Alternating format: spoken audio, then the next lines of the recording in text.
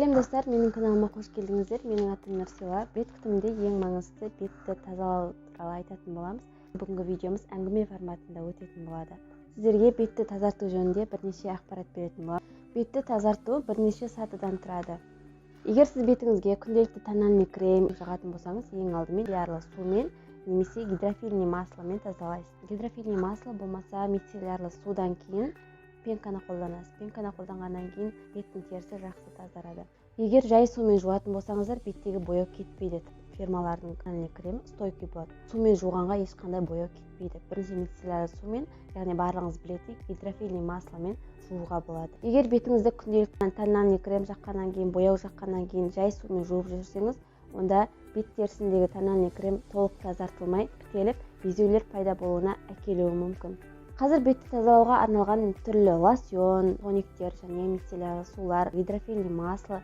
Бұл заттарды өздеріңіздің бет типіңізге, нервный болмаса, майлы тері, құрғақ теріге қарап, солай пайдалану керек.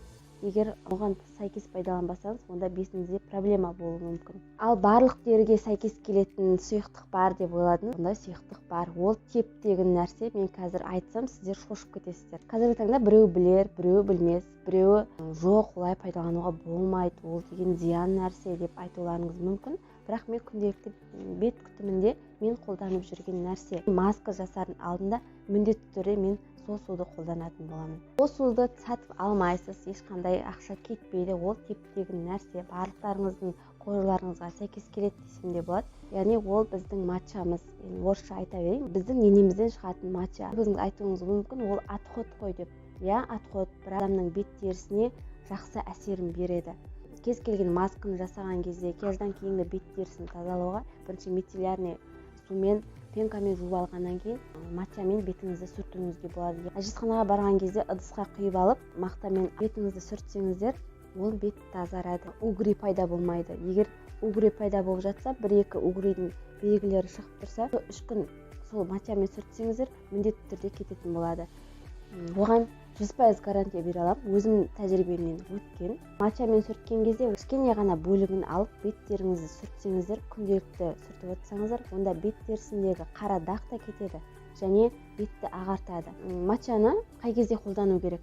Қара дақ көп әйелдерде бар. Яғни босанған әйелдердің көбісінде қалып қойған дақтар, 1 жылдап, 2 жылдап бет терісіне сіңіп кеткен дақтар болады. Соны да кетіреді матча. Күнделікті өмірде қолданып көріңіздер. Күнделікті кешкісін жатар алдында матчамен сүртіп тазаласаңыздар, күнделікті бір мезгіл ғана кешкісін тазалап отырсаңыздар, бетіңізден өзгеріс байқайсыздар.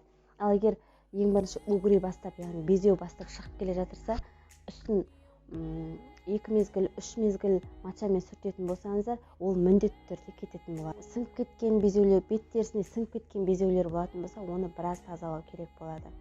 Мен өзім көбіне маска жасағанда осы матчаны қолданамын. Бет терісіне тазалағанда нені қолдануға болмайды? Көп адамдар айтады, бет терісіне безеу шыққан кезде, тағы да басқа проблемалық бірдеңелер шыққан кезде спиртті қолдан деп айтады.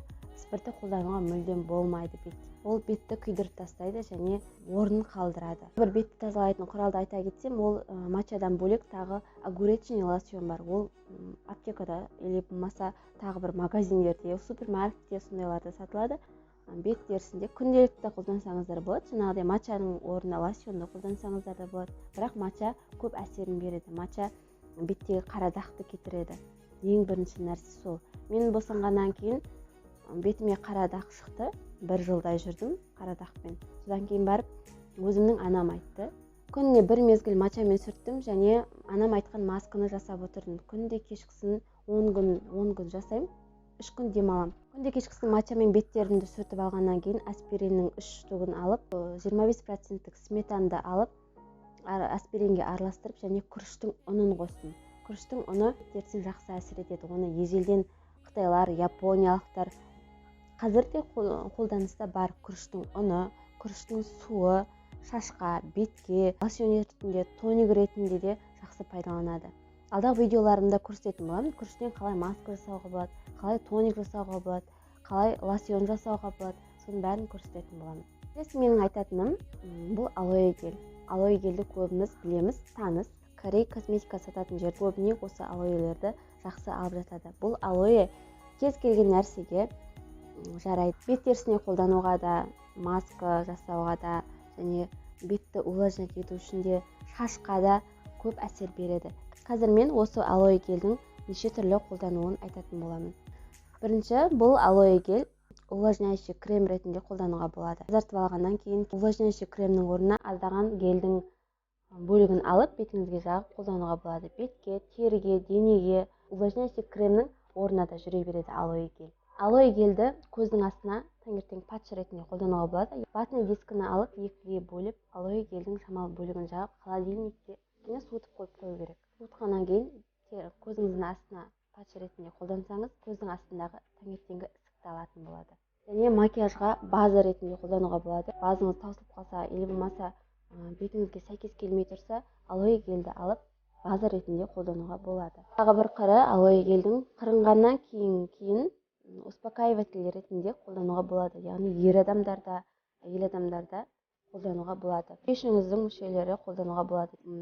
Гель после бритьяның орнына осы алоэ гельді қолдануға да болады. Шашқа маска ретінде қолдануға болады. Шашты жуардың алдында шаштың ұшына 10 минутқа жағып қойсаңыздар, содан кейін шашты жуып тастасаңыздар, шаштың ұштануын тежейді және жұмсақ болады.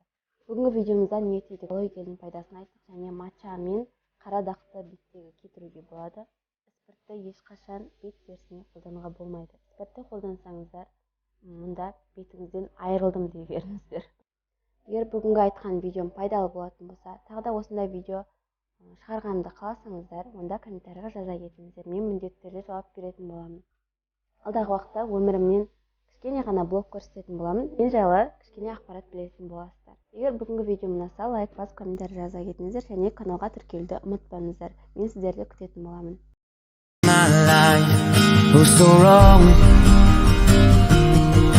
Always numb in my mind, battled on,